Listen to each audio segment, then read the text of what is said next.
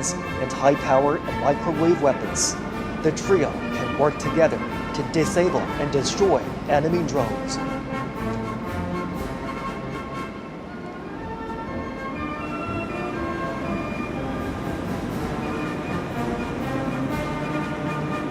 Equipment being inspected can command and control, detect and sense, and carry out cyber and electronic countermeasures in an integrated way. It is a new force that consolidates cyber defense and empowers joint force operations. Displayed, they can detect and monitor all frequencies and subdue the enemy forces precisely.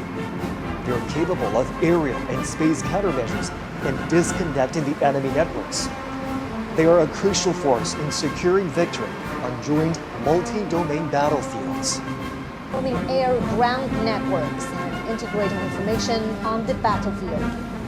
They can quickly establish new types of internet communication systems to support joint operations.